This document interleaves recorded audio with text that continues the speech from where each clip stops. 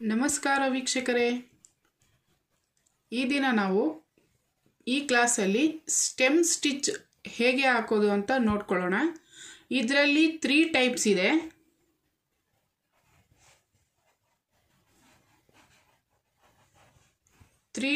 ಇದೆ. ಇದರಲ್ಲಿ ಅದು ಯಾವ ರೀತಿ ಬರುತ್ತೆ ಅಂತ ಪೂರ್ತಿ ಡೀಟೇಲ್ ಆಗಿ ಹೇಳ್ಕೊಡ್ತೀನಿ.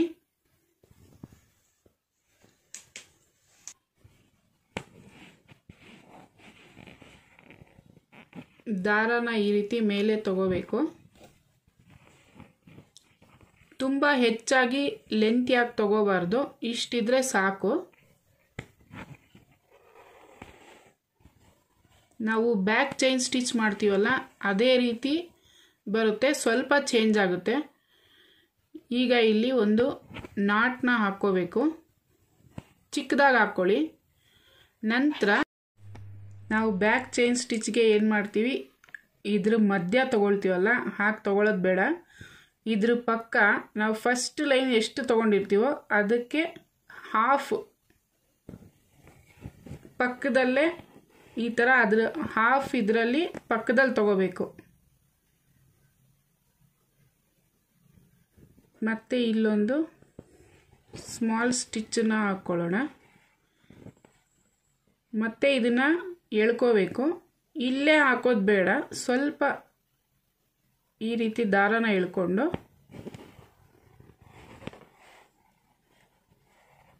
ಮತ್ತು ಇಲ್ಲೊಂದು ಲಾಕ್ ಸ್ಟಿಚ್. ಈಗ ಫಸ್ಟ್ ನಾವು ಚೈನ್ ಸ್ಟಿಚ್ ಎಳ್ಕೊಂಡಿರ್ತೀವಲ್ಲ ಅದ್ರ ಎಂಡಿಂಗ್ಗೆ ಬರುತ್ತೆ ನೋಡಿ.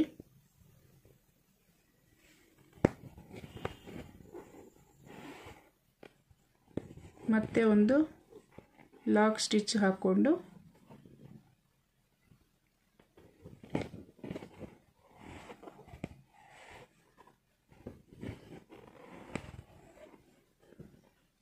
ಇದು ಅಷ್ಟೇ, ನಾವು ಸೆಕೆಂಡ್ ಒನ್ ತಗೊಂಡಿದ್ವಲ್ಲ ಎಂಡಿಂಗು ಅಲ್ಲಿಗೆ ಬರುತ್ತೆ.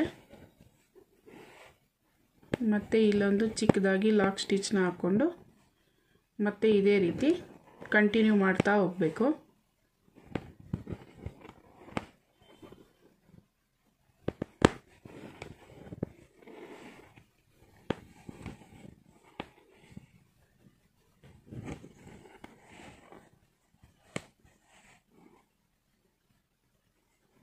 ಇದು ಸ್ಟೆಮ್ ಥರ ಕಾಣಿಸುತ್ತೆ ಅಂತಲೇ ಇದಕ್ಕೆ ಸ್ಟೆಮ್ ಸ್ಟಿಚ್ ಅಂತ ಕರೀತಾರೆ.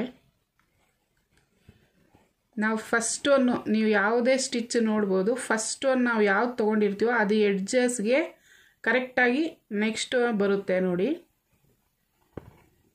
ಅದು ಎಂಡಿಂಗ್ ಬರುತ್ತಲ್ವ ಅಲ್ಲೇ ಈ ಸ್ಟಿಚ್ಚು ಬರುತ್ತೆ ಪಕ್ಕದಲ್ಲಿ.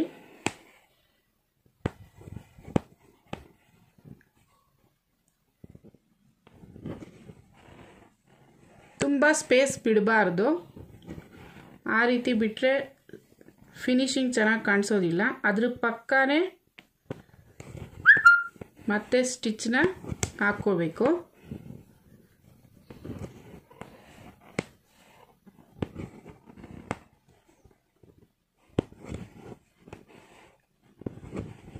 ಇದು ಒಂಥರ ಲೋಡ್ ಸ್ಟಿಚ್ ಟೈಪೇ ಬರುತ್ತೆ.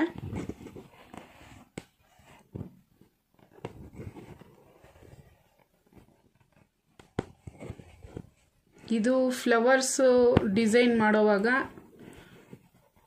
ಲೈನ್ ಬರುತ್ತಲ್ವಾ, ಔಟ್ಲೈನು, ಆ ಇದರಲ್ಲಿ ನಾವು ಇದನ್ನು ಯೂಸ್ ಮಾಡ್ಬೋದು, ಇಲ್ಲ ಬಾರ್ಡ್ರಿಗಾದರೂ ಯೂಸ್ ಮಾಡ್ಬೋದು. ಫ್ಲವರ್ ಟೈಪ್ಸಲ್ಲಿ ಇದು ಹೆಚ್ಚಾಗಿ ಡಿಸೈನು ಅಪ್ಲೈ ಆಗುತ್ತೆ.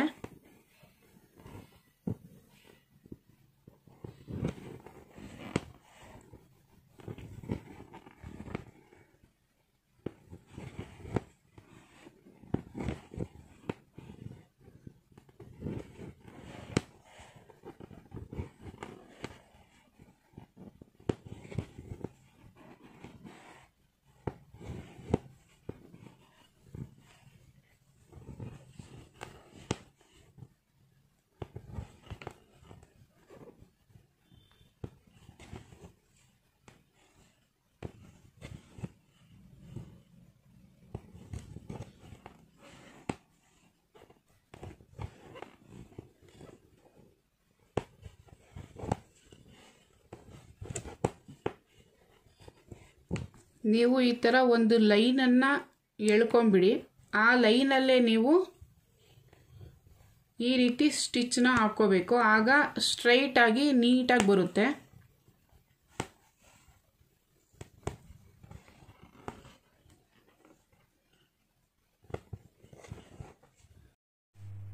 ಈಗ ಈ ಲೈನ್ ಎಂಡ್ ಆಗಿದೆ. ಲಾಸ್ಟಲ್ಲಿ ಲಾಕ್ ಸ್ಟಿಚ್ನ ಹಾಕ್ಕೊಳ್ಳೋಣ.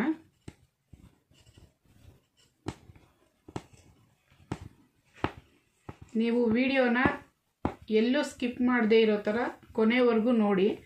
ನಿಮಗೆ ಇನ್ಫಾರ್ಮೇಷನ್ನು ಎಲ್ಲ ನೀಟಾಗಿ ಅರ್ಥ ಆಗುತ್ತೆ. ನೋಡಿ, ಇದು ಫಸ್ಟು ಸ್ಟೆಮ್ ಸ್ಟಿಚ್ಚಲ್ಲಿ ಫಸ್ಟ್ ಟೈಪ್ ಇದು. ಇನ್ನು ಸೆಕೆಂಡ್ ಟೈಪಲ್ಲಿ ನೋಡೋಣ.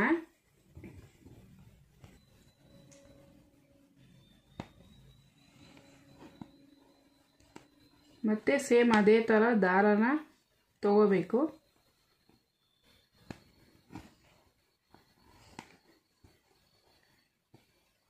ನಾವಿಲ್ಲಿ ದಾರ ಈ ರೀತಿ ತಗೊಂಡಿರ್ತೀವಲ್ಲ, ಇಲ್ಲಿ ಚಿಕ್ಕದಾಗಿ ಲಾಕ್ನ ತಗೊಂಡು ಇದನ್ನ ಹೀಗೆ ಎಳ್ಕೋಬೇಕು.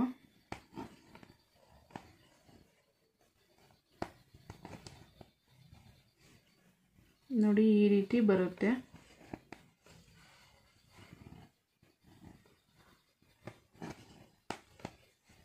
ನಾವಾಗಲೇ ಈ ಸ್ಟಿಚ್ಚಲ್ಲಿ ಇಲ್ಲೂ ಒಂದು ಲಾಕ್ ಸ್ಟಿಚ್ನ ಹಾಕ್ಕೊಂಡು ಮತ್ತೆ ಇಲ್ಲೂ ಒಂದು ಲಾಕ್ ಸ್ಟಿಚ್ನ ಹಾಕ್ಕೊಂಡಿದ್ವಲ್ಲ, ಆದರೆ ಇದಕ್ಕೆ ಆ ಥರ ಮಾಡೋದು ಬೇಡ. ದಾರನ ಡೈರೆಕ್ಟಾಗಿ ಈ ರೀತಿ ಎಳ್ಕೋಬೇಕು. ಸ್ವಲ್ಪ ಡಿಸ್ಟೆನ್ಸಲ್ಲಿ ಲಾಕ್ನ ಹಾಕ್ಕೋಬೇಕು.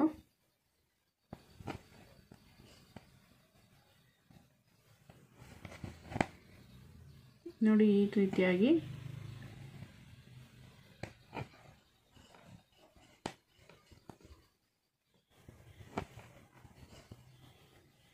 ಇದ್ರ ಪಕ್ಕದಲ್ಲೇ ಸ್ಟಿಚ್ನ ಹಾಕ್ಕೊಂಡು ದಾರನ ಡೈರೆಕ್ಟಾಗಿ ಈ ರೀತಿ ಎಳ್ಕೋಬೇಕು. ಮತ್ತೆ ಸ್ವಲ್ಪ ಡಿಸ್ಟೆನ್ಸಲ್ಲಿ ಮತ್ತೆ ಒಂದು ಸ್ಟಿಚ್ನ ಎಳ್ಕೊಂಡು ಇದಕ್ಕೆ ಒಂದು ಲಾಕ್ ಸ್ಟಿಚ್, ಹಾಗೆ ಪಕ್ಕದಲ್ಲಿ ಮತ್ತೊಂದು ಸ್ಟಿಚ್ನ ಹಾಕಿ ಈ ರೀತಿ ಎಳ್ಕೋಬೇಕು.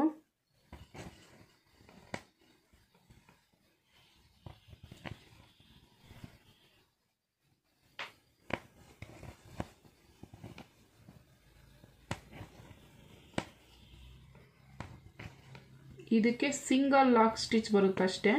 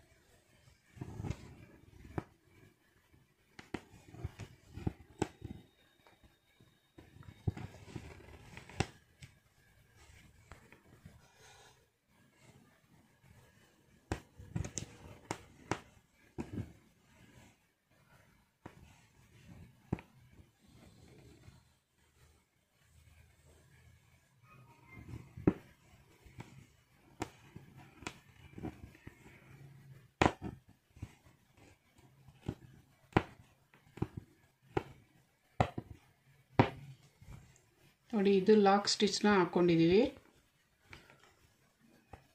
ಇದು ಯಾವ ರೀತಿ ಕಾಣಿಸುತ್ತೆ, ಇದು ಯಾವ ರೀತಿ ಕಾಣಿಸುತ್ತೆ. ಇದರಲ್ಲಿ 2 ಸಲ ಲಾಕ್ ಸ್ಟಿಚ್ ಬೀಳುತ್ತೆ, ಇದರಲ್ಲಿ ಒಂದೇ ಸಲ ಲಾಕ್ ಸ್ಟಿಚ್ ಬೀಳುತ್ತೆ.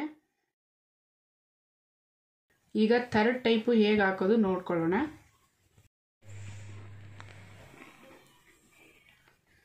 ಈಗ ಥರ್ಡ್ ಒನ್ ಹೇಗೆ ಬರುತ್ತೆ ಅಂತ ನೋಡ್ಕೊಳ್ಳೋಣ. ಫಸ್ಟ್ ಒನ್ನಲ್ಲಿ 2 ಸಲ ಲಾಕ್ ಸ್ಟಿಚ್ ಬರುತ್ತೆ. ಸೆಕೆಂಡ್ ಒನ್ನಲ್ಲಿ ಒಂದೇ ಸಲ ಬರುತ್ತೆ. ಇದರಲ್ಲಿ ಲಾಕ್ ಸ್ಟಿಚ್ಚು ಹಾಕೋದಿಲ್ಲ.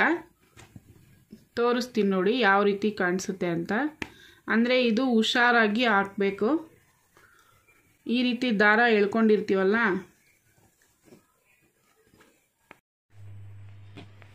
ಈ ರೀತಿ ದಾರನ ತಗೊಂಡು ಸ್ಟಿಚ್ ಕೆಳಗಡೆ ಲಾಕ್ ಸ್ಟಿಚ್ ಹಾಕೋದು ಬೇಡ. ಹೀಗೆ ಇದ್ರ ಪಕ್ಕದಲ್ಲಿ ಈ ರೀತಿ ಎಳ್ಕೋಬೇಕು.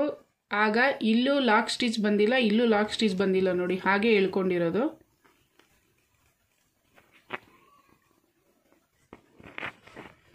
ನಿಮಗೆ ಲಾಕ್ ಸ್ಟಿಚ್ ಹಾಕೋ ವಿಧಾನ ಸ್ವಲ್ಪ ಈಸಿ ಆಗುತ್ತೆ. ಇದು ಸ್ವಲ್ಪ ಕಷ್ಟ ಅನಿಸುತ್ತೆ. ಟ್ರೈ ಮಾಡಿ, ಬರುತ್ತೆ ನೋಡಿ. ಈ ರೀತಿ ಕಾಣಿಸುತ್ತೆ. ನಾವು ದಾರನ ಕೆಳಗಡೆ ಗ್ರಿಪ್ಪಲ್ಲಿ ಇಟ್ಕೊಂಡಿರಬೇಕು. ಲೂಸ್ ಬಿಟ್ಟರೆ ಅದು ಫಿನಿಶಿಂಗ್ ನೀಟಾಗಿ ಬರೋದಿಲ್ಲ.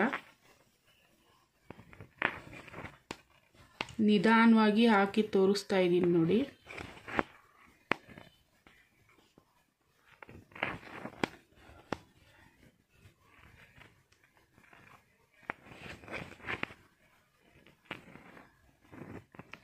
ಫಸ್ಟು ದಾರಾನ ಈ ರೀತಿ ತಗೊಳ್ತೀರಲ್ವ, ಆಗ ಕೆಳಗಡೆಯಿಂದ ಟೈಟಾಗಿ ದಾರಾನ ಇಟ್ಕೊಂಡು ಈ ದಾರ ಇರುತ್ತಲ್ಲ ಸ್ವಲ್ಪ ಈ ರೀತಿ ರೊಟೇಟ್ ಮಾಡಿಕೊಂಡ್ರೆ ಇದು ಗ್ರಿಪ್ಪಾಗಿ ಕುತ್ಕೊಳ್ಳುತ್ತೆ.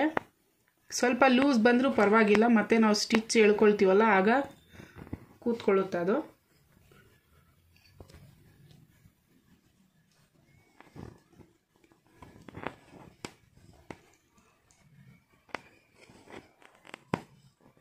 ನೋಡಿ ಈ ರೀತಿ ಬರಬೇಕು.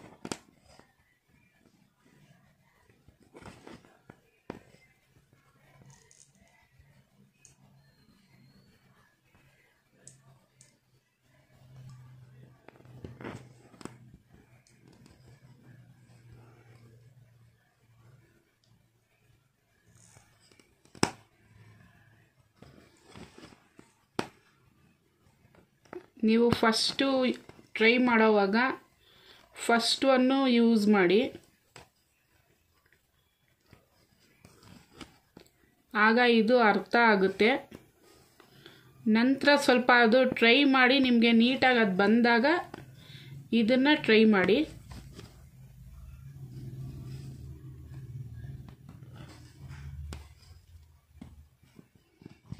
ನೋಡಿ ನಿಧಾನವಾಗಿ ತೋರಿಸ್ತೀನಿ ಮತ್ತೊಂದು ಸಲ. ಈ ರೀತಿ ದಾರ ಬಂದಿರುತ್ತಲ್ವ, ಇದು ಹೀಗೆ ಕುತ್ಕೊಂಡಿರಬೇಕು. ಕೆಳಗಡೆಯಿಂದ ನಮಗೆ ಎಷ್ಟು ಬೇಕೋ ಅಷ್ಟನ್ನು ದಾರ ಎಳ್ಕೊಂಡು ಇದನ್ನು ಈ ರೀತಿ ರಿವರ್ಸ್ ಮಾಡಿ ಹೀಗೆ ತಗೊಳ್ಳಿ. ಆಗ ಇದು ನೀಟಾಗಿ ಕುತ್ಕೊಳ್ಳುತ್ತೆ.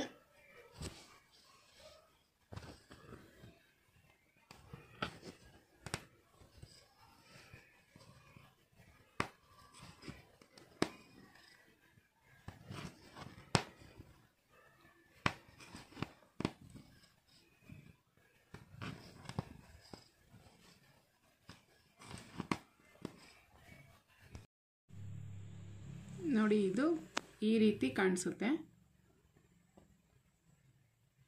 ಇದಕ್ಕೆ ಒಂದು ಲಾಕ್ ಸ್ಟಿಚ್ನ ಹಾಕ್ಕೊಂಡಿಲ್ಲ ನಾವು. ಇದಕ್ಕೆ ಒಂದು ಲಾಕ್ ಸ್ಟಿಚ್ ಬೀಳುತ್ತೆ, ಇದಕ್ಕೆ 2 ಲಾಕ್ ಸ್ಟಿಚ್ ಬೀಳುತ್ತೆ. ಫಸ್ಟು ನೀವು ಇದನ್ನು ಪ್ರಾಕ್ಟೀಸ್ ಮಾಡಿ ಚೆನ್ನಾಗಿ. ಇದು ಪ್ರಾಕ್ಟೀಸ್ ಆದ ನಂತರ ನಿಮಗೆ ಇದು ಬರುತ್ತೆ. ಇದೆರಡು ಕ್ಲೀನಾಗಿ ಬಂದರೆ ಇದು ಆರಾಮಾಗಿ ನೀವು ಮಾಡ್ಬೋದು. ಆದರೆ ಇದು ಒಂದು 2-3 ಸಲ ನೀವು ಪ್ರಾಕ್ಟೀಸ್ ಮಾಡಬೇಕಾಗಲೇ ಇದು ಸ್ವಲ್ಪ ಅರ್ಥ ಆಗೋದು.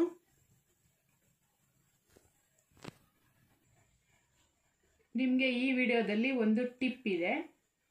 ಅದೇನಪ್ಪ ಅಂದರೆ, ನೀವು ಸೂಜಿನ ಹಾಗೆ ನೀವು ವರ್ಕ್ ಮಾಡ್ತೀರಲ್ವಾ, ತೋರಿಸ್ತೀನಿ ನೋಡಿ. ಸೂಜಿ ಈ ರೀತಿ ಸೂಜಿ ಇರುತ್ತಲ್ಲ, ಇದು ವರ್ಕ್ ಮಾಡೋವಾಗ ಸ್ಟಾರ್ಟಿಂಗು ನಮಗೆ ಬೆರಳುಗಳೆಲ್ಲ ನೋವು ಸ್ಟಾರ್ಟ್ ಆಗುತ್ತೆ.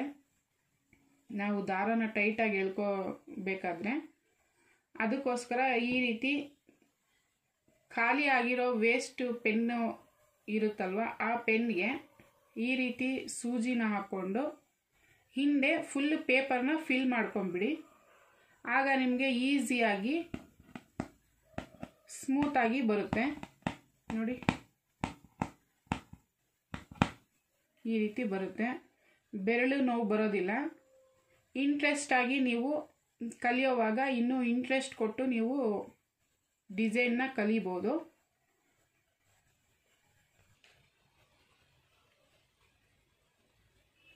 ನಿಮಗೆ ಇವತ್ತು ಒಂದು ಕ್ವಶನ್ ಇದೆ. ಇಷ್ಟು ದಿನ ನಾನು ಕೇಳಿರಲಿಲ್ಲ, ಇವತ್ತು ಕೇಳ್ತಾ ಇದ್ದೀನಿ. ಈ ಸ್ಟಿಚ್ನ ಹೆಸರು ಏನು? ಇದನ್ನು ನೀವು ಕಮೆಂಟ್ ಮೂಲಕ ತಿಳಿಸಿ. ಐ ಹೋಪ್ ನಿಮಗೆ ಇದೆಲ್ಲ ಅರ್ಥ ಆಗಿದೆ ಅಂತ ಅಂದ್ಕೊಳ್ತೀನಿ. ಬರೀ ಸ್ಟೆಮ್ ಸ್ಟಿಚ್ ಅಂದರೆ ಒಂದೇ ಸ್ಟಿಚ್ ಅಂತ ನಾವು ಅಂದ್ಕೋಬಾರ್ದು. ಇದನ್ನೇ ಸಪ್ರೇಟ್ ವಿಡಿಯೋ ಮಾಡಿ ತೋರ್ಸೋಕ್ಕಾಗೋದಿಲ್ಲವಲ್ಲ. ಒಂದೇ ಸಲ ತೋರಿಸಿದ್ರೆ ನಿಮಗೂ ಅರ್ಥ ಆಗುತ್ತೆ ಕ್ಲಿಯರ್ ಆಗಿ. ಯಾವ ರೀತಿ ಬರುತ್ತೆ, ಮೆಥಡ್ ಯಾವಾಗಿರುತ್ತೆ ಅನ್ನೋದು ನೀಟಾಗಿ ಗೊತ್ತಾಗುತ್ತೆ. ಅದಕ್ಕೋಸ್ಕರ ನಾನು ಸ್ಟೆಮ್ ಸ್ಟಿಚ್ಚಲ್ಲಿ 3 ಟೈಪ್ಸಲ್ಲೂ ತೋರಿಸಿದ್ದೀನಿ. ಇದನ್ನು ಝರಿ ಥ್ರೆಡ್ಡಲ್ಲೂ ನೀವು ಯೂಸ್ ಮಾಡಿ ಹಾಕ್ಬೋದು. ಅದನ್ನು ಬೇಕಾದರೆ ಪ್ರಾಕ್ಟೀಸ್ ಮಾಡಿ. ನೀವು ಫಸ್ಟು ಪ್ರಾಕ್ಟೀಸ್ ಮಾಡೋವಾಗ ಮಾಮೂಲಿ ಮಿಷಿನ್ ದಾರದಲ್ಲಿ ಇದನ್ನು ಪ್ರಾಕ್ಟೀಸ್ ಮಾಡಿ. ನಂತರ ನೀವು ಈ ಸಿಲ್ಕ್ ಥ್ರೆಡ್ಡಲ್ಲಿ ಪ್ರಾಕ್ಟೀಸ್ ಮಾಡಿ. ಆಗ ನೀಟಾಗಿ ನಿಮಗೆ ಡಿಸೈನು ಅರ್ಥ ಆಗುತ್ತೆ ಮತ್ತು ಫಿನಿಶಿಂಗ್ ಅನ್ನೋದು ನೀಟಾಗಿ ಬರುತ್ತೆ. ನಿಮಗೆ ಇದು ಚೆನ್ನಾಗಿ ಅರ್ಥ ಆಗಿದೆ ಅಂತ ಅಂದ್ಕೊಳ್ತೀನಿ. ನಿಮ್ಗೇನಾದರೂ ಡೌಟ್ ಇದ್ದರೆ ಕಮೆಂಟ್ ಮೂಲಕ ತಿಳಿಸಿ. ನಿಮ್ಮ ಡೌಟ್ನ ನಾನು ಸಾಲ್ವ್ ಮಾಡ್ತೀನಿ. ನಿಮಗೆ ಈ ವಿಡಿಯೋ ಇಷ್ಟ ಆದಲ್ಲಿ ಲೈಕ್ ಮಾಡಿ, ಶೇರ್ ಮಾಡಿ, ಸಬ್ಸ್ಕ್ರೈಬ್ ಮಾಡಿ. Thank you.